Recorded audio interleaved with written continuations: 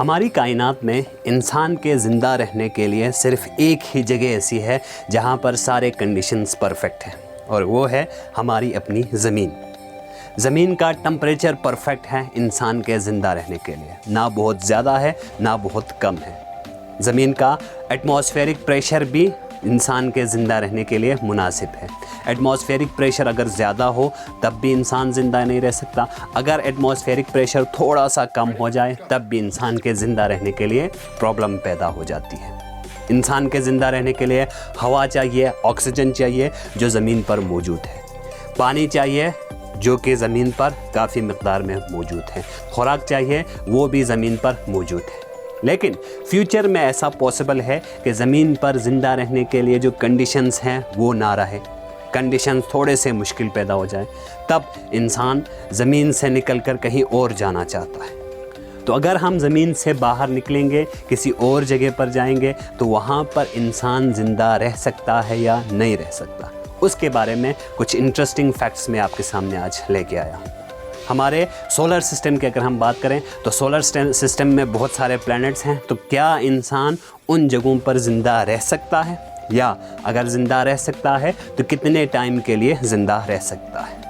मुस्तक़बिल में हो सकता है ज़मीन डिस्ट्रॉय हो जाए, या यहाँ की पॉपुलेशन बहुत ज़्यादा बढ़ जाए, खुराक की कमी हो जाए, या कुछ ऐसे सेवेयर कंडीशंस पैदा हो जाएं कि इंसान का के लिए ज़िंदा रहना पॉसिबल ना हो। इसलिए साइंटिस्ट ज़मीन से बाहर निकलकर कुछ ऐसी जगहों की तलाश है जहाँ पर इंसान ज़िंदा रह सके। तो सबसे पहले हम बात करते हैं कि स्पेस में इंसान ज़िंदा रह सकता है या नहीं रह सकता। अगर रह सकता है तो कितनी देर के लिए ज़िंदा रह सकता है। तो स्पेस में सबसे पहला जो मसला होता है वो होता है ऑक्सीजन का। हमें ज़िंदा रहने के लिए ऑक्सीजन की ज़रूरत होती है, तो स्पेस में ऑक्सीजन मौजूद नहीं होता। इसके अलावा स्पेस में टेम्परेचर भी बहुत ज़्यादा स्वेयर हो सकता है, या तो टेम्परेचर बहुत ज़्यादा हाई होगा या टेम्परेचर बहुत ज़्यादा लो होगा। और एक और जो मसला होगा वो होगा एटमॉस्फेरिक प्रेशर। वहाँ पर एटमॉस्फेरिक प्रेशर बिल्कुल ज़ीरो होता है, और ज़ीरो एटमॉस्फेरिक प्रेशर पर इंसान ज़िंदा नहीं रह सकता। तो स्पेस में अगर आप जाएं बग़ैर स्पेस सूट के, तो वहाँ पर आप ज़्यादा से ज़्यादा 30 सेकंड के लिए ज़िंदा रह सकते हैं, और वो 30 सेकंड बहुत ज़्यादा अनकम्फर्टेबल होगा। आप सांस लेना चाहते हैं लेकिन सांस लेने के लिए ऑक्सीजन मौजूद नहीं है। टेम्परेचर स्वेयर होने की वजह से आपका जिस्म वो बर्दाश्त नहीं कर सकता। इसके अलावा एटमॉस्फेरिक प्रेशर ना होने की वजह से आपको ज़िंदा रहने में प्रॉब्लम पैदा होती है। तो स्पेस में अगर आप बग़ैर स्पेस सूट के जाएंगे तो ज़्यादा से ज़्यादा आप सिर्फ 30 सेकंड के लिए ज़िंदा रह सकते हैं। ज़मीन के सबसे ज़्यादा करीब जो बॉडी होती है वो है चाँद। अगर फ्यूचर में आप चाँद पर जाना चाहें और वहाँ पर रहना चाहें तो वहाँ पर आप कितनी देर के लिए ज़िंदा रह सकते हैं। तो चाँद पर कंडीशन बहुत ज़्यादा ख़तरनाक होते हैं। चाँद का जो टेम्परेचर रेंज होता है वो -160 और +120 डिग्री सेल्सियस होता है, जो कि बहुत ज़्यादा ख़तरनाक होता है। इसके अलावा वहाँ का प्रेशर भी बहुत ज़्यादा कम होता है। ज़मीन के मुकाबले में वहाँ का atmospheric pressure 300 trillion time smaller होता है। इसके अलावा चाँद का जो एटमॉस्फेयर है वो भी बहुत ज़्यादा थिन होता है, और उस एटमॉस्फेयर में ज़्यादातर हीलियम, नियॉन और दूसरे अनयूजुअल गैसेस पाए जाते हैं। तो वहाँ पर इंसान की मौत हो सकती है ऑक्सीजन की कमी की वजह से और बहुत ज़्यादा कम प्रेशर की वजह से, और टेम्परेचर बहुत ज़्यादा और बहुत लो होने की वजह से भी मौत हो सकती है। लेकिन चाँद पर आप ज़्यादा से ज़्यादा 3 मिनट के लिए ज़िंदा रह सकते, और ये जो 3 मिनट हैं वो काफ़ी अनकम्फर्टेबल होगा। इसके बाद अगर हम सन में जाना चाहें कि वहाँ पर कितनी देर के लिए इंसान ज़िंदा रह सकता है, तो सन का सेंटर का जो टेम्परेचर होता है वो 15 करोड़ डिग्री सेल्सियस होता है, काफ़ी हाई टेम्परेचर है। और उसका जो सरफेस टेम्परेचर होता है वो भी 5500 डिग्री सेल्सियस होता है, और ये टेम्परेचर बहुत ज़्यादा हाई होता है। अगर आप किसी तरीके से सूरज के करीब भी पहुंच जाएं तो आप स्पेस सूट पहने हुए हों तब भी आप वेपराइज हो जाएंगे, यानी आप पहले पिघल जाएंगे, पिघलने के बाद आप गैस में, वेपर्स में तब्दील हो जाएंगे। इतना हाई टेम्परेचर होता है सूरज का।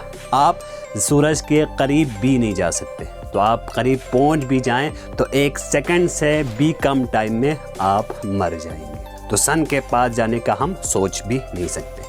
सूरज के सबसे करीब तरीन जो प्लैनेट होता है मरकरी, अगर इंसान वहाँ पर रहना चाहें तो वहाँ पर कैसे कंडीशंस हो सकते हैं। तो इस प्लैनेट को प्लैनेट ऑफ एक्सट्रीम्स कहा जाता है। मरकरी का वो साइड जो सूरज की तरफ होता है उसका टेम्परेचर तकरीबन 425 डिग्री सेल्सियस होता है, जबकि जो दूसरा रुख होता है उसका टेम्परेचर -150 डिग्री सेल्सियस होता है। और इसके एटमॉस्फेयर में ऑक्सीजन मौजूद नहीं होता है, बल्कि यहाँ पर भी हीलियम गैस मौजूद होता है। अगर आप अपने सांस को होल्ड कर सकें तो आप ज़्यादा से ज़्यादा 2 मिनट तक ज़िंदा रह सकते हैं, लेकिन उसके बाद या तो आप फ्रीज़ हो जाएंगे बहुत लो टेम्परेचर की वजह से, या आप रोस्ट हो जाएंगे बहुत हाई टेम्परेचर की वजह से। तो इस प्लेनेट के ऊपर रहने का हम सोच भी नहीं सकते। मरकरी के बाद जो दूसरा प्लेनेट आता है वो होता है वेनस। साइंटिस्ट के मुताबिक सूरज के सबसे करीब जो प्लेनेट है वो मरकरी है, लेकिन मरकरी सबसे हॉटेस्ट प्लेनेट नहीं है, बल्कि सबसे हॉटेस्ट प्लेनेट जो है वो है वीनस। वीनस का सरफेस टेम्परेचर जो है वो 500 डिग्री सेल्सियस से भी ज़्यादा होता है, और इस प्लेनेट पर एटमॉस्फेरिक प्रेशर ज़मीन के मुकाबले में 90 गुना ज़्यादा होता है। तो अगर आप इस प्लेनेट पर किसी तरीके से पहुंच जाए तो हाई प्रेशर की वजह से आप स्क्वीज़ हो जाएंगे, कंट्रैक्ट हो जाएंगे, फिर आपकी मौत होगी, या बहुत ज़्यादा हाई टेम्परेचर की वजह से आप रोस्ट हो जाएंगे।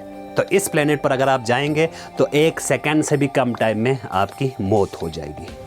वीनस के बाद जो अगला प्लेनेट आता है वो आता है हमारा अर्थ, ज़मीन। तो हमारी जो ज़मीन है वो इंसान के ज़िंदा रहने के लिए परफेक्ट प्लेस है, और बग़ैर स्पेस सूट के ज़मीन पर इंसान एवरेज 80 साल तक ज़िंदा रह सकता है बग़ैर किसी प्रॉब्लम के। ज़मीन के बाद अगला जो प्लेनेट आता है वो आता है मार्स, और इस प्लेनेट को आमतौर पर सिस्टर प्लेनेट ऑफ अर्थ भी कहा जाता है। लेकिन ये जो प्लेनेट है वो बहुत ज़्यादा ठंडा होता है, इसका टेम्परेचर -65 डिग्री सेल्सियस होता है। इसके ऊपर ग्रेविटी जो होती है वो ज़मीन के मुकाबले में 3 गुना कम होती है, और इसका एटमॉस्फेरिक प्रेशर भी बहुत ज़्यादा लो होता है, आलमोस्ट वैक्यूम की तरह होता है। और इतने लो एटमॉस्फेरिक प्रेशर की वजह से इंसान के जिस्म में जितने लिक्विड होते हैं वो बहुत जल्दी एवापोरेट हो जाते हैं। इसलिए इस प्लेनेट पर इंसान ज़्यादा से ज़्यादा 2 मिनट तक ज़िंदा रह सकता है। उसके बाद उसकी पूरी बॉडी के अंदर जो लिक्विड है वो एवापोरेट हो जाएगा, ब्लड एवापोरेट हो जाएगा और वो जम जाएगा, जिसकी वजह से इंसान मौत का शिकार हो सकता है। मार्स के बाद जो अगला प्लेनेट आता है वो आता है जुपिटर, और जुपिटर जो है वो एक गैस का गोला है। वहाँ पर अगर आप जाना चाहें तो आपके लैंड करने के लिए कुछ भी मौजूद नहीं होगा, कोई ज़मीन नहीं होगी, कोई पत्थर नहीं होगा, और उसके सेंटर में जो गैस होता है वो बहुत ज़्यादा हाई प्रेशर में होता है। आप वहाँ पर उतरना चाहें भी तो उसके हाई प्रेशर की वजह से आप बहुत जल्दी स्क्वीज़ हो जाएंगे, सिकुड़ जाएंगे, कंट्रैक्ट हो जाएंगे, और 1 सेकंड से भी कम टाइम में आपकी मौत वाक़ हो जाएगी। उसके बाद अगले जो 3 प्लैनेट्स आते हैं, सैटर्न, यूरेनस और नेपच्यून, वहाँ पर भी ऐसे कंडीशंस होते हैं जो जुपिटर पर हैं। वो भी सारे गैस के गोले होते हैं, लैंड करने के लिए कुछ भी नहीं होता है, और सेंटर का प्रेशर बहुत ज़्यादा हाई होता है। वहाँ पर अगर आप जाएंगे तब भी आप 1 सेकंड से भी कम टाइम में स्क्वीज़ हो जाएंगे और फ़ौरन आपकी मौत हो जाएगी। तो इन बातों से हमें ये पता चला कि इंसान के ज़िंदा रहने के लिए सबसे परफेक्ट जो जगह है वो ज़मीन है, और ज़मीन के एटमॉस्फेयर से आप बाहर निकल नहीं सकते। अगर आप बाहर निकलेंगे तब भी आप स्पेस सूट में ज़िंदा रह सकते हैं, स्पेस शिप में ज़िंदा रह सकते हैं। स्पेस सूट से आप निकलेंगे या स्पेस शिप से बग़ैर स्पेस सूट के आप बाहर निकलेंगे तो आपकी फ़ौरन मौत हो जाएगी। आप 2 मिनट से ज़्यादा ज़िंदा नहीं रह सकते हैं। इसलिए बेहतर है ज़मीन की कंडीशन अच्छी रखें, पोल्यूशन को कम करें, ग्लोबल वार्मिंग के बारे में सोचें, क्लाइमेट चेंज के बारे में सोचें, ताकि हमारी जो फ्यूचर जनरेशन है वो बग़ैर किसी प्रॉब्लम के ज़मीन पर ज़िंदा रह सके।